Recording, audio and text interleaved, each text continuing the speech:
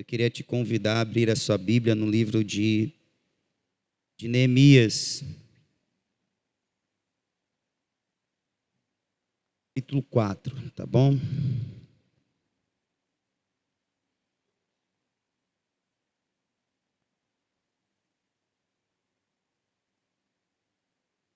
São apenas 23 versículos, então a gente vai estar lendo todo este capítulo de número 4.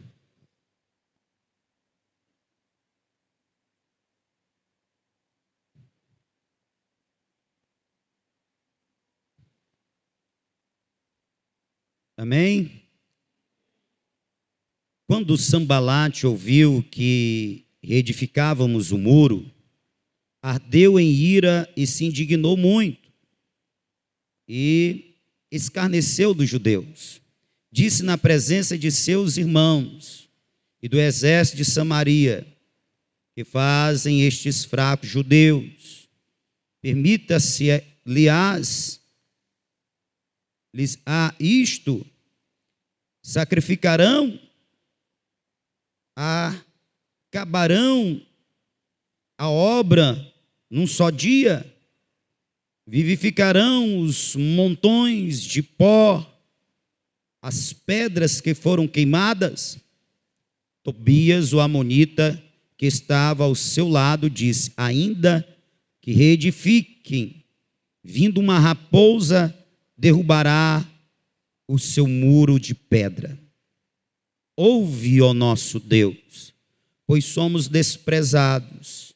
Faze cair o opróbrio deles sobre a sua cabeça, e faze com que sejam um despojo numa terra de cativeiro. Não cubras a sua iniquidade, não se risque de diante de ti o seu pecado, pois te provocaram a ira na presença dos edificadores. Assim, edificamos o muro, e todo o muro se completou até a metade da sua altura, pois o coração do povo se inclinava a trabalhar. Mas quando Sambalate, Tobias, os árabes, os amonitas e os asdoditas ouviram que ia avante a reparação dos muros de Jerusalém, e que já as brechas se começavam a tapar, iraram-se muito. Coligaram-se todos para virem atacar Jerusalém e criar confusão contra ela. Porém nós orávamos ao nosso Deus, e por causa dessa ameaça pusemos guarda contra eles de dia e de noite. Então disse Judá: desfalecem as forças dos carregadores, e os escombros são tantos que não podemos edificar o muro. Os nossos inimigos também disseram: antes que saibam ou vejam qualquer coisa, entraremos no meio deles e os mataremos e poremos fim à obra. Então os judeus que habitavam perto deles vieram e 10 vezes nos disseram: eles nos atacarão de todos os lugares onde moram.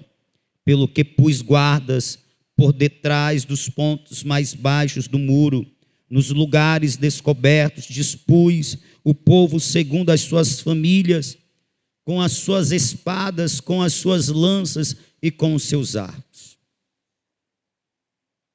Depois de inspecionar a situação, levantei-me e disse aos nobres, aos magistrados e ao resto do povo: não os temais, lembrai-vos do Senhor, grande e temível, e pelejai por vossos irmãos, vossos filhos, vossas mulheres e vossas casas.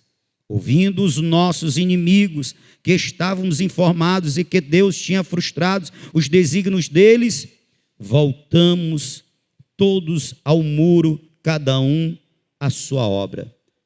Daquele dia em diante, metade dos meus homens trabalhavam na obra, enquanto a outra metade empunhava lanças, escudos, arcos e couraças. Os chefes estavam por detrás de toda a casa de Judá, que edificava o muro. Os carregadores que levavam as cargas, cada um com uma das mãos fazia a obra e com a outra segurava uma arma. E os edificadores, cada um trazia a sua espada, a cinta, e assim edificavam. Mas o que tocava a trombeta estava junto de mim. Então eu disse aos nobres, aos magistrados e ao resto do povo: a obra é grande e extensa, e nós estamos separados uns dos outros ao longo do muro. No lugar em que ouvirdes o som da trombeta, ali vos ajuntareis conosco. O nosso Deus pelejará por nós. Assim, trabalhávamos na obra. Metade deles empunhavam as lanças, desde a subida da alva até o sair das estrelas.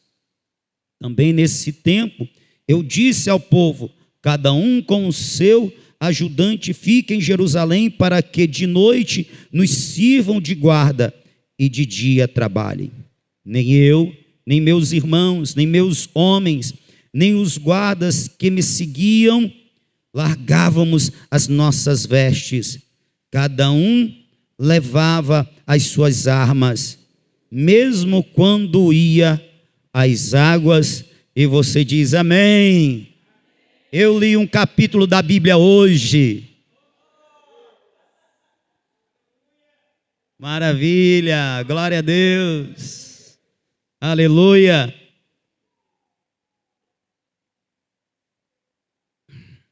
Irmãos, quem tem um pouquinho de tempo de crente já ouviu a história de Neemias, com certeza. Sabe que a história que é registrada no livro que leva seu nome, ela acontece no pós-exílio, pós-cativeiro. É feito um decreto, o povo é autorizado, é estimulado a voltar para Jerusalém e reconstruir a cidade, reconstruir o templo, reconstruir os muros. Isso acontece, esse retorno acontece em 3 levas. Uma das levas é guiada por Esdra, outra por Neemias. Esdra vem na missão de reedificar o templo. Neemias volta no propósito, na missão de reedificar os muros. E ambos sofrem oposição. É interessante como se dá o chamado de Neemias para esta obra, para esta tarefa tão importante, tão especial. Se no caso de Esdra, a reconstrução do templo fala da reconstrução do lugar de culto, do lugar de adoração, do lugar de encontro com Deus, Deus de novo entre nós, Deus de novo sendo invocado. A reconstrução dos muros fala desse Deus que está conosco, que vem trazer as suas bênçãos, vem nos dar da sua prosperidade. A cidade agora está sendo reconstruída, reedificada.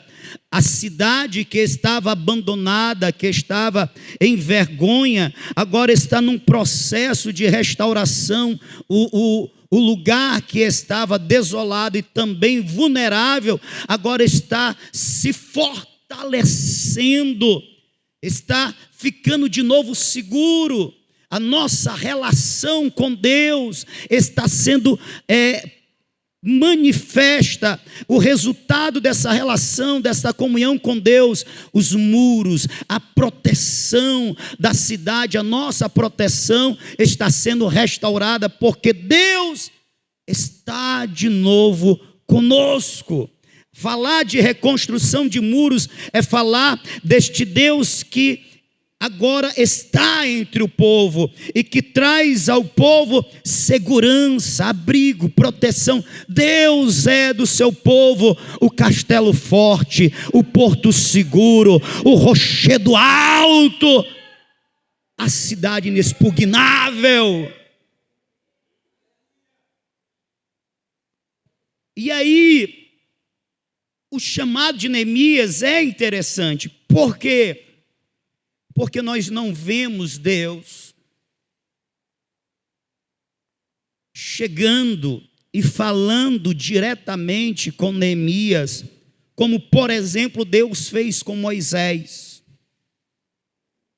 Deus atrai a atenção de Moisés, que costumeiramente estava no deserto do Sinai, levando as ovelhas de seu sogro Jetro para pastar.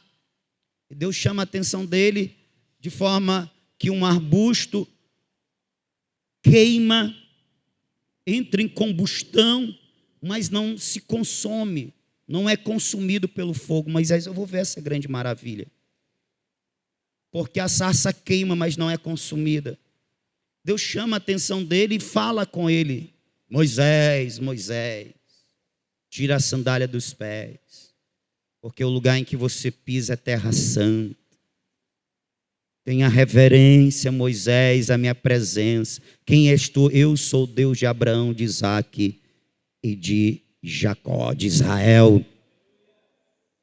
Então Deus chama Moisés. Quando Deus vai convocar Sansão, na verdade ele faz uma convocação aos seus pais. Ele envia o anjo do Senhor. O anjo do Senhor é o Cristo pré-encarnado, que fala Manoá, o menino que vai ser gerado é Nazireu de Deus. Então tem uma convocação, é algo parecido com o que acontece com Gideão. O anjo do Senhor lhe aparece: vai nessa tua força, homem valente. Mas quando você lê Neemias, a vocação de Neemias não é um chamado direto. O toque é direto, mas o chamado é indireto. Neemias, que trabalhava como copeiro do rei,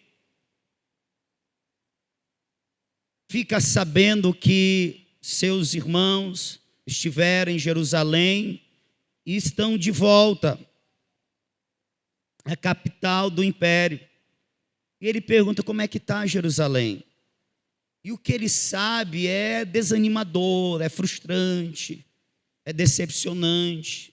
Para um patriota, para alguém que ama a sua pátria, que ama seu povo, é de gerar tristeza e dor. Jerusalém é uma vergonha. Jerusalém está arrasada, continua do mesmo jeito, desde quando foi invadida por Nabucodonosor. Os muros estão destruídos, os portões queimados. A cidade é uma miséria, é uma vergonha só, dá dó de ver a cidade. E Neemias, essa mensagem que ele ouve, que não é uma boa nova, lhe penetra o coração e ele sente compaixão de seu povo. E ele se coloca diante de Deus em jejum, em oração, por 3 meses. E ele ora ao Senhor, e ele confessa os seus pecados, o pecado de seu povo. Ele clama por misericórdia, por perdão. Ele pede para que Deus tenha misericórdia e faça algo por Jerusalém. E desta forma, Neemias está se colocando diante de Deus, está se apresentando como alguém que está disposto a fazer algo para socorrer, fazer algo para auxiliar, fazer algo para mudar a realidade dos seus compatriotas, de seus irmãos, de seu próximo. Quando ele se coloca em intercessão, com jejuns, com oração, com lágrimas. Ele disse que chorou. Deus encontra em Neemias alguém que ele estava procurando para usar naquele tempo para realizar uma grande obra. Sabe o que eu aprendo aqui? Nem sempre quem é chamado por Deus vai receber uma mensagem direta, vai ouvir um profeta, vai ouvir um malaque, um anjo vindo da parte de Deus e dizendo: você foi escolhido, bem-aventurado és. Vai receber uma revelação, vai ter uma visão, vai ter um sonho que nem teve José. Grandes homens que fizeram grandes obras, como Neemias, receberam o chamado de Deus a partir do momento que ouviram sobre uma necessidade existente e se colocaram à disposição do Eterno para fazer algo.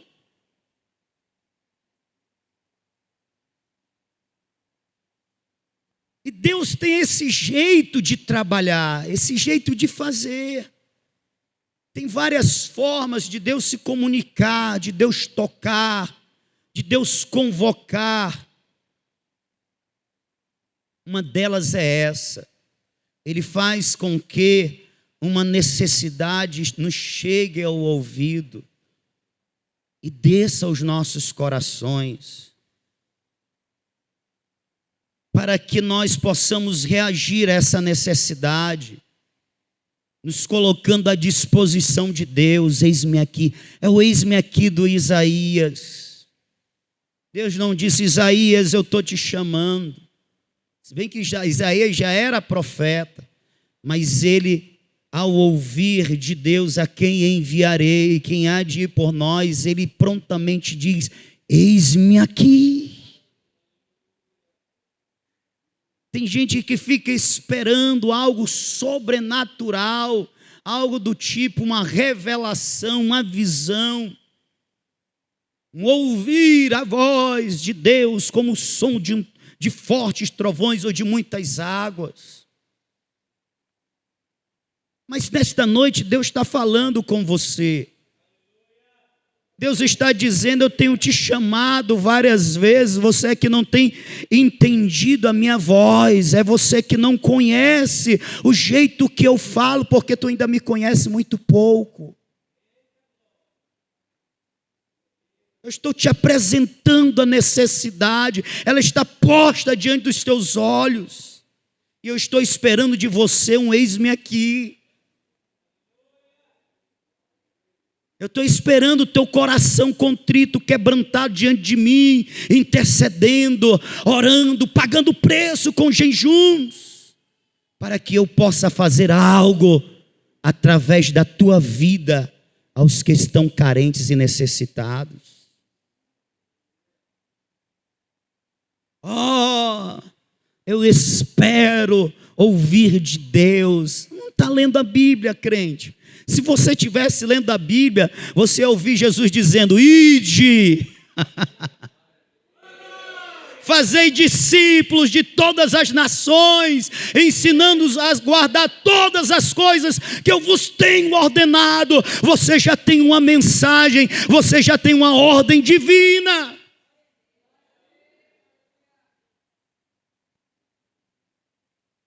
Me chama a atenção a forma como Neemias, ele é convocado, ele ouve que há uma grande necessidade, e ele não espera ninguém dizer: faz alguma coisa. Ele simplesmente se lança. Ele toma iniciativa. Ele vai usar das ferramentas espirituais que todo crente tem à disposição. Olha que interessante, reconstruir muro. Você lembra de quê? Tijolo, argamassa. Alguém que tenha habilidade para colocar os tijolos, assentar tijolos. Sim ou não? Portões queimados. Você pensa em quê? Carpinteiro. Alguém que sabe trabalhar com madeira, assentar a porta. E aí, pensando desta forma, assim, poxa, bem que eu queria fazer alguma coisa, mas eu não sei nem assentar, eu nem sei o que é, não sei nem qual é os elementos e a composição de uma massa. Então esse é um tipo de trabalho que não dá para mim. Neemias podia pensar assim, sim ou não? Porque ele era copeiro, irmão. O negócio do Neemias, sabe o que era? Era prova. Por quê? Porque era o trabalho dele provar a comida, tudo o que era levado para o rei, para o imperador, tinha que passar por Neemias.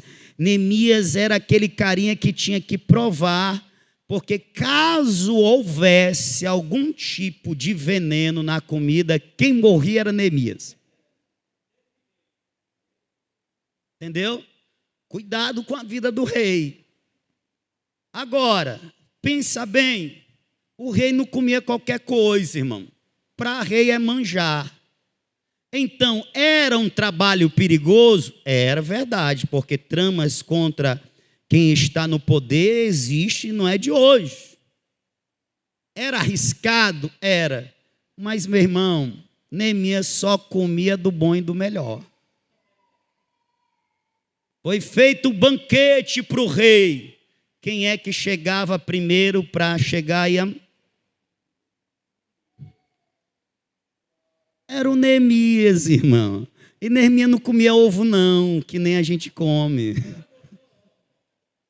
Que rei não come ovo não, só comia coisa boa. Então era perigoso, mas era uma prova gostosa. Neemias entendia de construção. Neemias entendia de argamassa, tijolo. Ele não sabia nada disso. Não tinha expertise nisso. Então ele podia pensar, essa obra não é para mim. Ah, coitado do meu povo. Eu vou orar para Jesus mandar carpinteiro, mandar pedreiro, mandar engenheiro, arquiteto, essa turma aí. Não. Neemias faz uso de ferramentas que todo crente pode usar. Quais foram as ferramentas de Neemias? Coração quebrantado, contrito, coração de quem ama e de quem está disposto a pagar o preço com jejuns e orações para ver vidas abençoadas, impactadas, transformadas por Deus. O que é que eu estou dizendo para você e também falando para mim? Na obra de Deus, irmãos, existem ferramentas que todo crente, ele pode ser o mais novo convertido ou o mais velho, ele pode ser o que tem mais recurso financeiro ou o que não tem nenhum, mas ele pode se valer dessas ferramentas. Ele pode ser um homem de oração, uma mulher de intercessão, e pode fazer a diferença na sua igreja, no seu bairro, pode impactar vidas através dessa disposição em lutar com as armas espirituais para ver Deus, que é todo poderoso, operar na terra. Todos nós podemos fazer a diferença fazendo uso da oração, do jejum e do coração quebrantado. Todos nós. De forma que se tem crente que ainda não coopera, é porque não quer. Porque ferramenta para trabalhar tem, e necessidade mais ainda.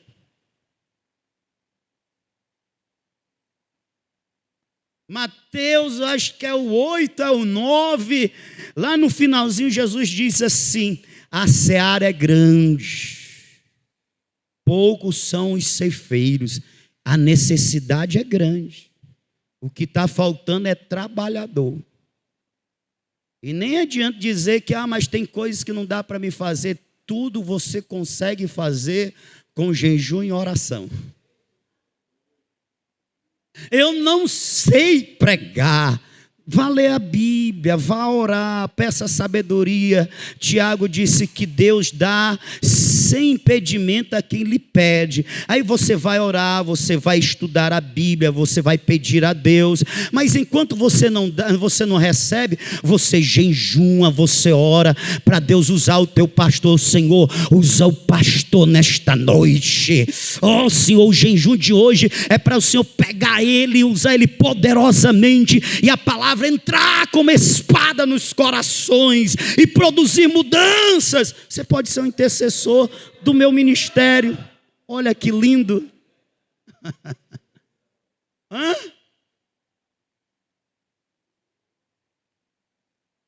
Não, o pastor já tem as irmãs que oram por ele. Ele não precisa não. Você está enganado.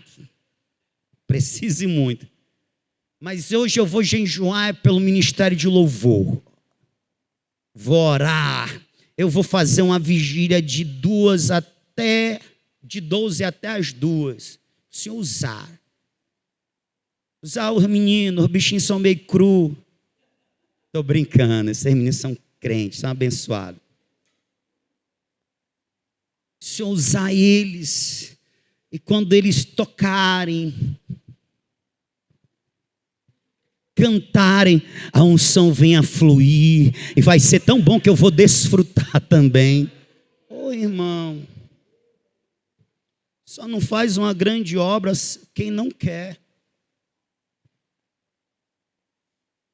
Ele está orando, ele está jejuando, ele nem sabe que Deus está recebendo aquilo, e Deus está separando ele para ser ele um agente de restauração.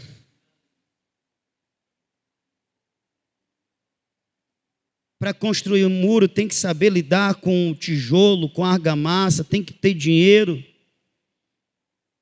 tem que ter sabedoria, tem que ter dinheiro. Tem! O meu Deus tem tudo isso. E tudo isso eu acesso quando eu oro, quando eu me disponho. É o que acontece com Neemias. Depois de 3 meses ele está lá na presença do rei. O rei: meu filho, não fala meu filho, o que está acontecendo contigo? Você não costuma ser assim. Ele estava com o semblante abatido. Então Neemias era um cara para frente, alegre, mesmo correndo o risco de morrer a qualquer hora envenenado, mas o cara era feliz, alegre, mas também provando só coisa boa, né? Era feliz e alegre. Ele: Senhor, é porque a cidade dos meus pais, onde foram enterrados meus pais, está em escombro. E o que você quer? Eu queria ir até lá, fazer alguma coisa. Aí o rei fala assim: olha, eu não apenas vou autorizar você ir, eu vou te dar uma cartinha aqui, autorizando você, para você ir pelo caminho, onde você passar, você chegar nas florestas, chegar para o guarda lá e dizer assim: olha, está aqui a autorização, eu estou precisando de madeira para levar para a reconstrução. Você chegar nos estribados pelo caminho e dizer assim: eu estou com a carta aqui do imperador, ele disse que, sabe aqueles impostos que você costuma pagar, você pode dar aqui uma parte para mim, porque não era a lei Rouanet, porque eu vou reconstruir os muros. Ou seja, o que ele precisava de recursos para fazer algo que ele não tinha recursos, ele tocou aquele que tem todo o recurso, porque é o dono do ouro e da prata. O que você pode fazer através da oração, através do jejum?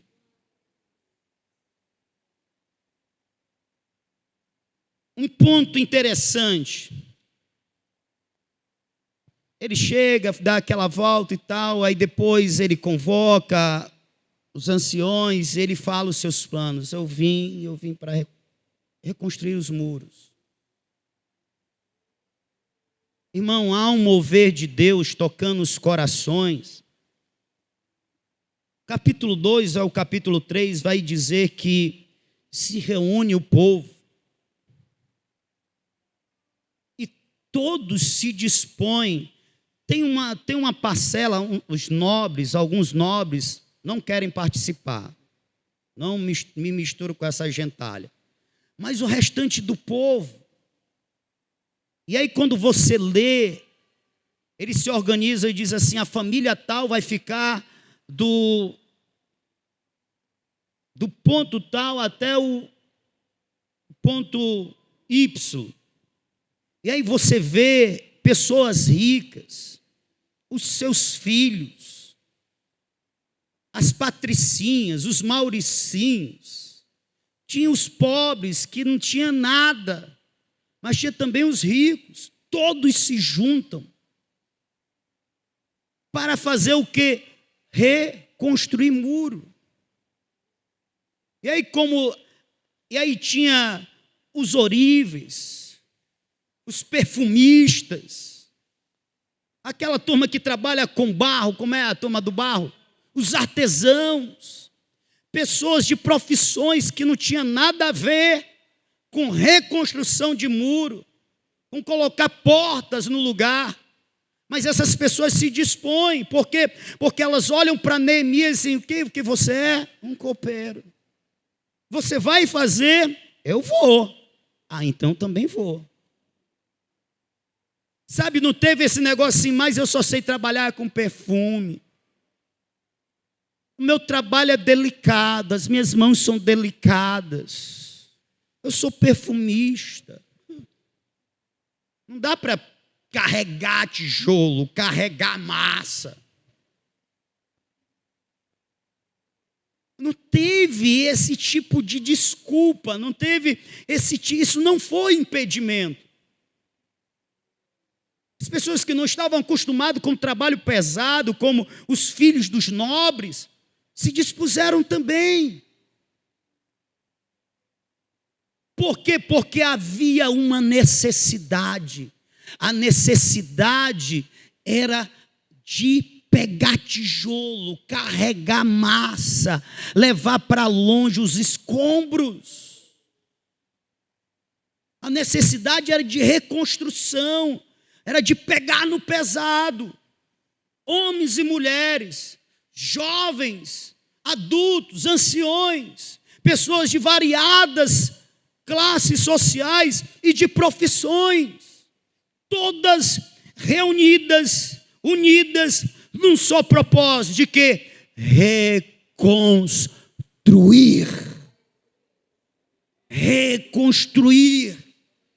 O nosso tempo, eles pensaram, o nosso tempo é um tempo cuja necessidade é de reconstrução. Nos que vieram antes de nós era de restauração do templo, mas no nosso tempo, na nossa geração, a necessidade é de reconstrução de muros, de colocar portas em seu lugar, é de remover escombros.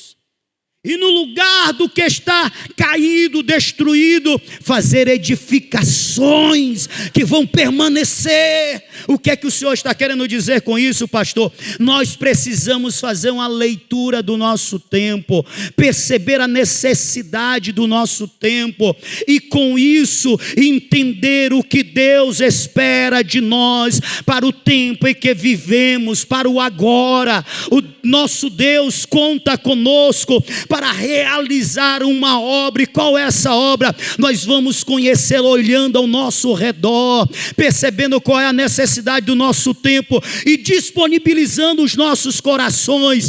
Quem? Homem, mulher, jovem e idoso. Quem tem a profissão de carpinteiro, quem tem a profissão de engenheiro, quem tem a profissão de perfumista, quem tem a profissão, que seja o que Deus espera, são corações dispostos.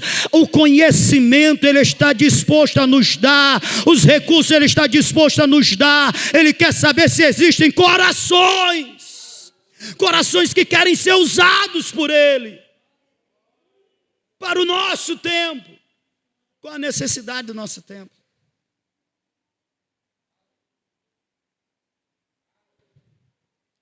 E eu estou de propósito perguntando qual é a necessidade do nosso tempo e não qual é a nossa necessidade.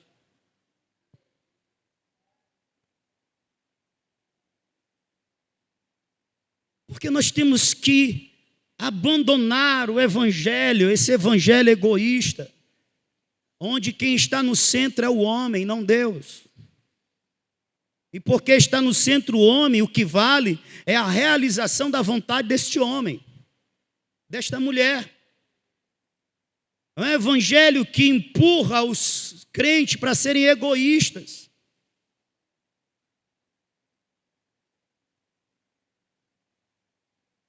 E pessoas egoístas, elas só estão dispostas a fazer algo que lhe interessa, que lhe traga algum proveito próprio. E isso não é evangelho. Olhe para a cruz e você vai ver o evangelho. Você vai ver alguém morrendo não por ele, mas morrendo por outros. Você vai ver alguém sofrendo não por ele, mas pelos outros.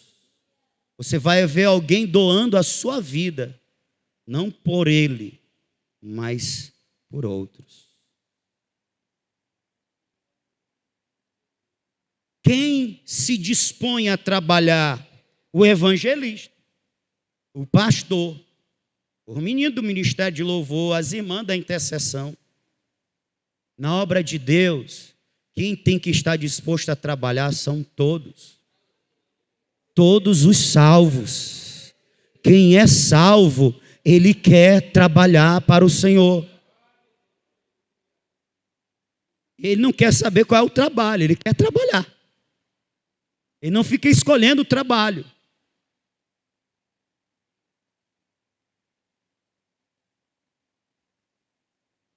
E aí nós chegamos no capítulo de número 4,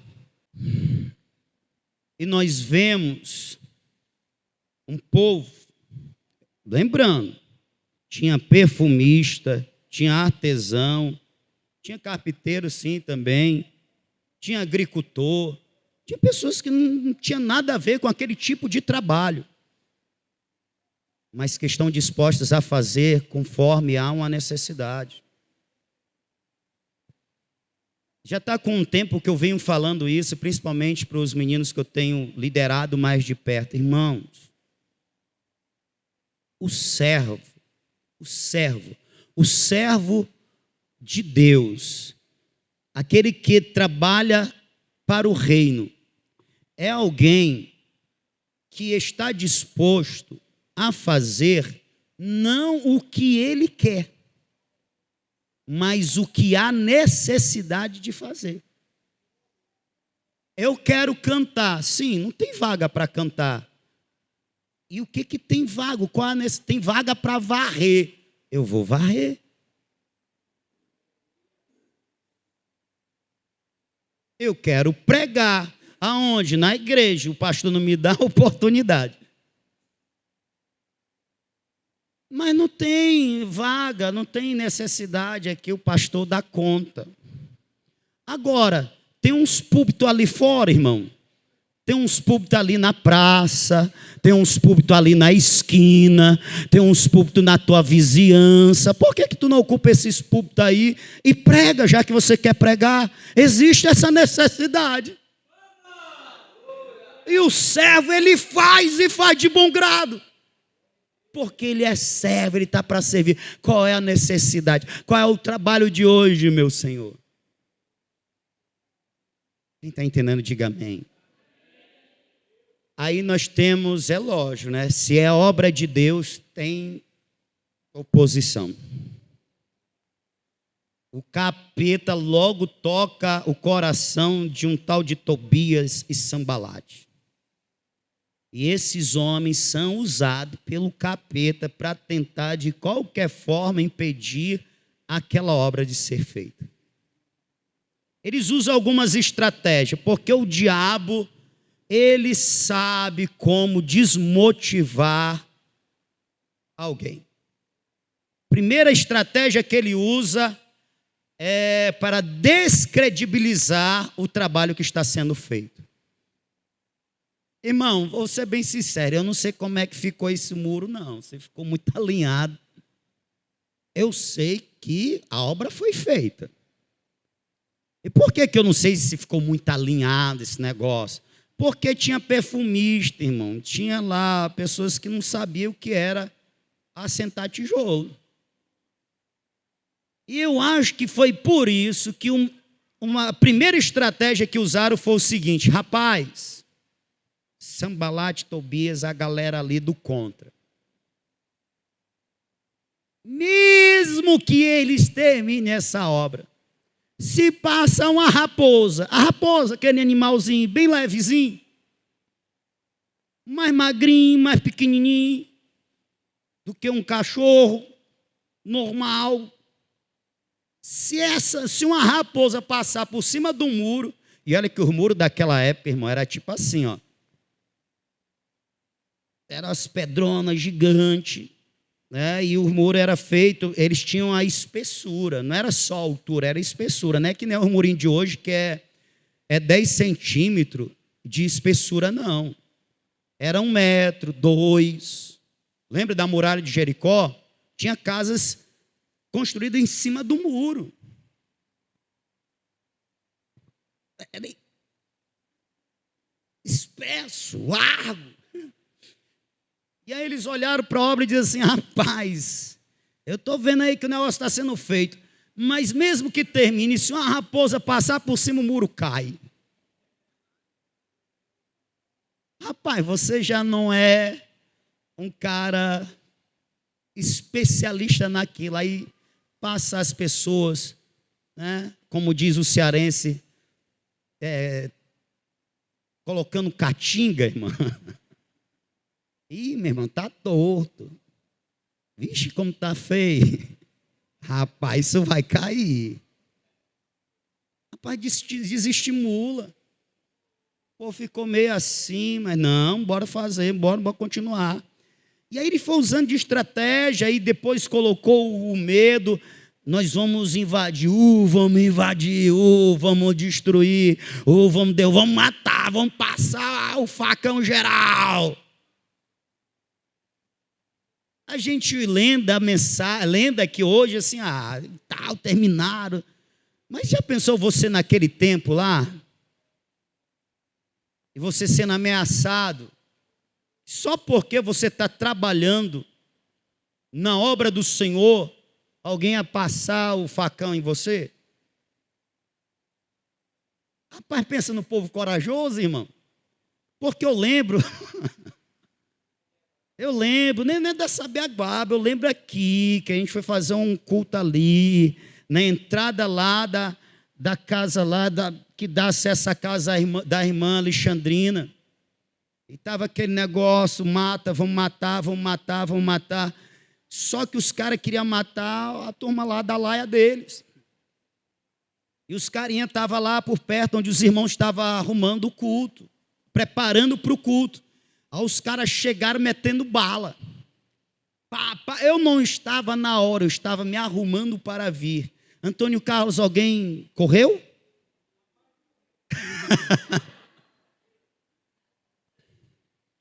Aí o irmão ligou: pastor, estão metendo bala na gente, pastor. Querem nos matar. Meu irmão, faça o seguinte: você veja se dá para fazer ou não. Se não der, se a vida dos irmãos estiver em risco, então cancela. Passou uns minutos, o irmão retornou: pastor, não era na gente não, pastor, era aqui. Lembra daquele menino que estão tentando matar? Pois era com eles. Aí ele estava aqui perto da gente, a bala comeu e os irmãos correu. Irmãos, quando eu soube que na Sabiaguaba, que a gente estava fazendo missão lá e tal, não sei o quê, e a irmã Alexandrina chega com umas histórias, irmão, que se a gente não for crente, a gente fica com medo. Mas eu sou crente. Assim, pastor, mataram o rapaz, porque o rapaz era daqui, passou lá para o outro lado. O bichinho foi visitar não sei quem lá, o bichinho nem era envolvido, pastor. Mataram o rapaz. Teve o pobre do peixeiro, pastor. Essa história assim, né?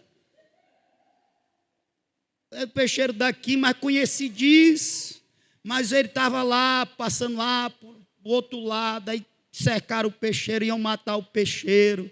Mas Deus teve misericórdia, levou o peixeiro, mas aí eles iam matar o pobre do peixeiro. Era assim a história, e é verdade.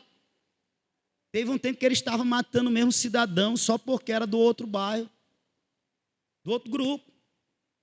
E eu descobri, né, rapaz, se eu contar lá na igreja, que é de outro grupo, vai ter irmão que não vai querer ir. Aí o que é que eu fiz? O que é que eu dizia para os irmãos? Irmão, é terça-feira, irmão. Missões Sabiaguaba. Irmão, cadê o seu carro? Arranja o carro, embora, vamos todo mundo. E todo mundo ia alegre, irmão. E Jesus salvava, Jesus expulsava demônio no meio da rua. Era maravilhoso. Os crentes sem saber do perigo que estava passando, né? Mas esses daqui não, os irmãos foram ameaçados, os irmãos até quiseram dar para trás. Por isso que é bom ter um líder que acredita em Deus, que deposita a sua confiança no Senhor. Neemias disse, não, peraí, ninguém vai parar obra nenhuma aqui não. Nós vamos nos preparar, e se eles vierem, eles vão encontrar. Irmão, não façam isso nos dias de hoje. Naquele tempo, atenção, a gente não vai partir para a carne não. E aí, é uma das passagens que eu acho mais linda nas Escrituras.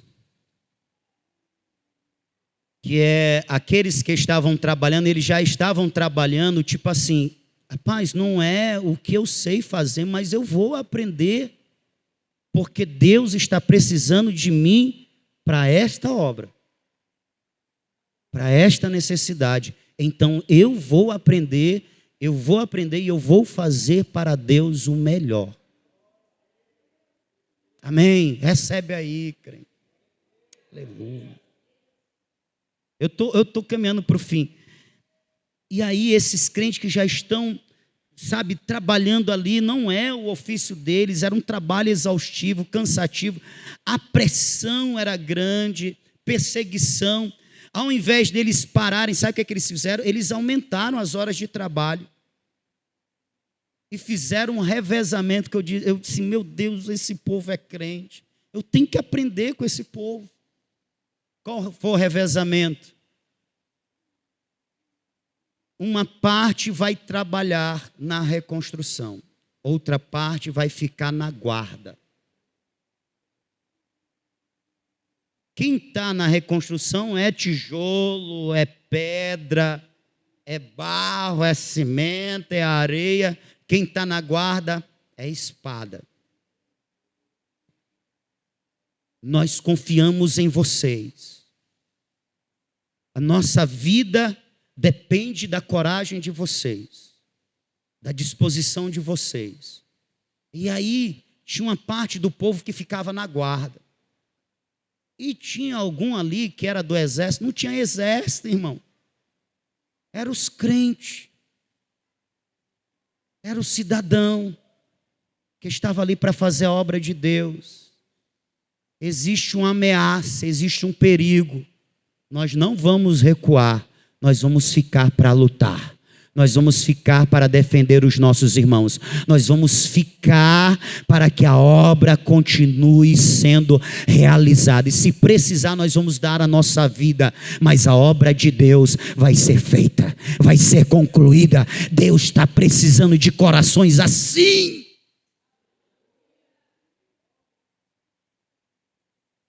Deus está precisando de corações assim.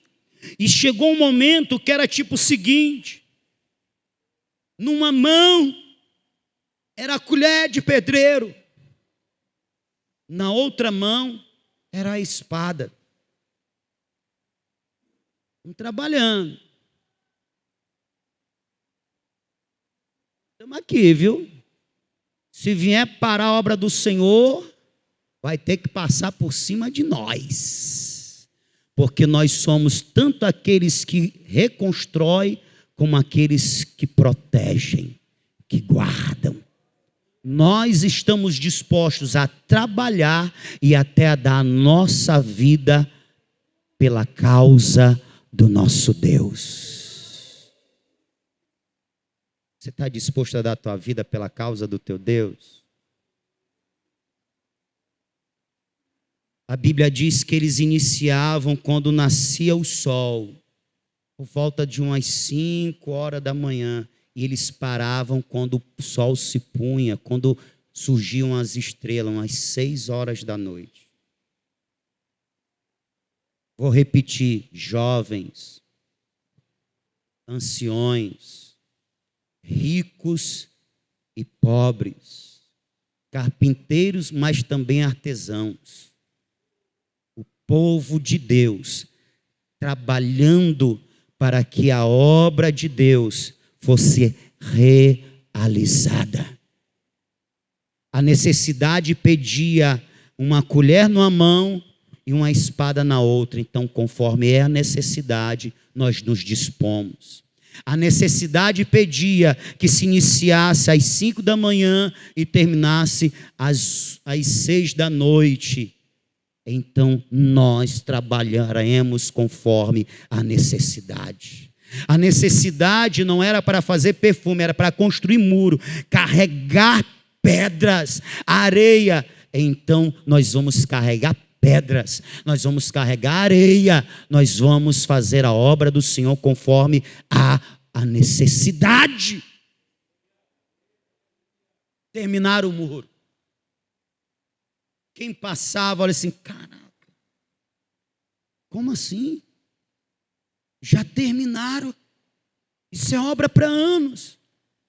Isso é obra para anos, feito por engenheiros, por uma equipe de construção, habilitada, treinada, especializada. Como eles terminaram em tão pouco tempo? Porque a boa mão do Senhor estava sobre eles. Deus estava com eles.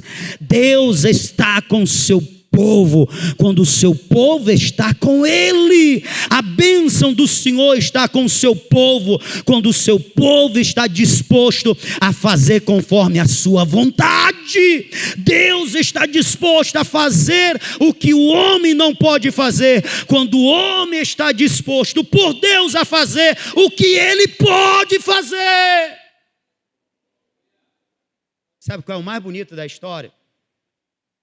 Não é o muro terminado. Sabe qual é o mais bonito da história? Não é a conclusão do processo, irmão. É o processo em si. O que é o bonito da história não é o muro foi concluído, os portões estão no seu lugar. O que é o bonito da história é a gente poder contar que lá tinha a filhinha de papai carregando o carrinho de areia. Lá tinha o filhinho de papai que nunca tinha pegado no pesado, pegando no pesado, sujando as suas mãos na massa, suando.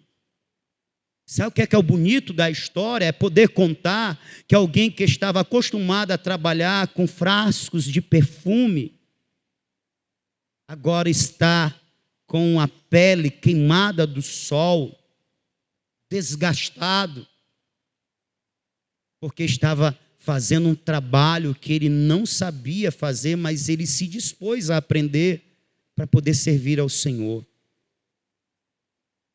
Quando nós voltarmos desta viagem de Crateús, de Engá a Crateús, o que vai ser bonito não é dizer nós realizamos. o que vai ser bonito, especial, é quando nós nos assentarmos e nos lembrarmos do que nós fizemos quando estivermos lá em missão, quando estávamos lá em missões.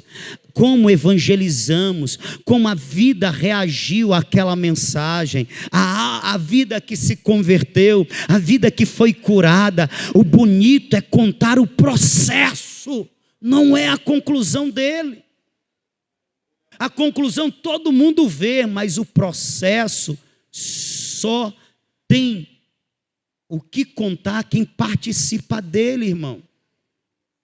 É bonito ver como a igreja está ficando, é bonito você que chega assim, poxa, que legal, esse azul ficou tão bonito, diferente daquele, está ficando bonito, à frente da igreja, quando botar o forro, é bonito, é legal falar isso, até é, mas sabe o que é massa mesmo? É o poder sentar com Antônio Carlos e contar. Rapaz, tu lembra daquele dia, mano? A gente teve que carregar aqui, carregar o andame, carrega para lá, carrega para cá, monta, desmonta. Rapaz, tu lembra quando o Sérgio estava colocando as primeiras do grafiado, mano? Assim, rapaz, esse cinza aí é feio, mas não vai ficar cinza. O processo é o que é bonito. Só fala do processo quem vive ele. Lá na frente, quando essa igreja tem história. Mas só conhece, só conta quem viveu essa história, irmão. É nesse ponto que eu quero chegar, foi esse ponto que eu vinha refletindo há alguns dias. Meu Deus, como os crentes estão vacilando. A história está sendo formada, a nossa história como igreja, a nossa identidade como igreja. E tem pessoas que só estão olhando o final do processo, porque não estão se dispondo a vivê-lo.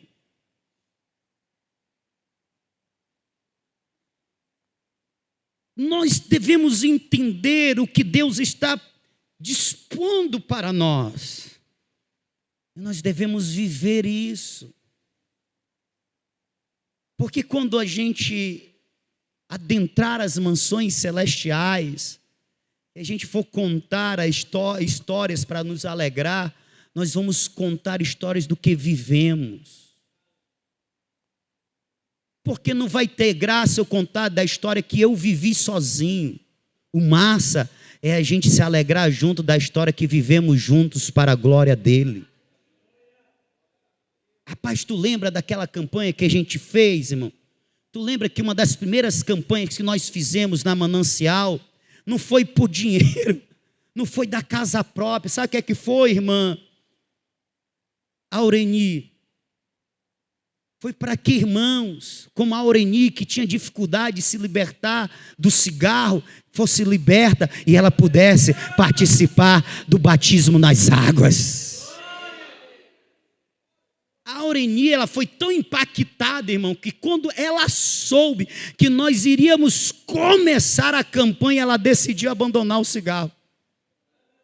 Irmã, tu estava com quantos meses que já tinha se convertido? 4 meses. E tinha se convertido, mas o cigarro ainda era um problema. Se nós vamos fazer o primeiro batismo, rapaz, e tem a irmã Aureni, tem o irmão Juvenal, e o Juvenal tinha um outro problema. Pois nós vamos fazer uma campanha, jejum e oração, para que os nossos irmãos sejam libertos desses impedimentos e eles possam descer às águas, se tornarem membros da igreja Manancial. Irmão, isso é Neemias orando e jejuando para que o muro seja reconstruído. Essas histórias vão ser contadas lá no céu. Aleluia! Amém! Histórias que vão ser contadas lá no céu. Rapaz, tu lembra, irmão, aquele primeiro dia do jejum, aquele primeiro domingo do jejum, conexão Fortaleza Crateús. O Senhor já começou provando a gente, mas foi de gosto. Mandou logo, foi chuva. Aleluia. Eu lembro minha esposa. Eu lembro, Antônio Carlos. Rapaz, né, nesse dia, como eu saí primeiro, eu peguei o guarda-chuva maior e deixei a Rosângela, a esposa, o Roni, o genro. O genro é para ver assim. E as filhas com guarda-chuva menor. Mas nós viemos para jejuar e orar para que os muros sejam edificados lá em Crateús, para que Deus use copeiros, use perfumista, use operador de caixa. Qual as profissões que tem aqui? Diz umas 3 aí. Promotor, operador de máquina. É para o Senhor usar operador de máquina, promotor, para ganhar vidas. Dizer: capeta, sai desta vida no nome de Jesus. Eu estou cheio da presença dele. Tu vai sair sim. E ele saiu. Aleluia, glória a Deus. Lá no céu, irmão, não vai ter historinha assim. Rapaz, tu lembra daquele dia, rapaz, que o Fortaleza tinha perdido na quarta, mas ganhou no sábado. Isso é coisa daqui, vai ficar porque é coisa pequena. É coisa que vai passar com este mundo. Mas quem permanece na palavra que é eterna, vai permanecer eternamente. Oh, o Senhor nesses dias está chamando pessoas, copeiros, promotores, operadores de máquina, operador de caixa, para serem reconstrutores, edificadores de muros, restauradores de vida.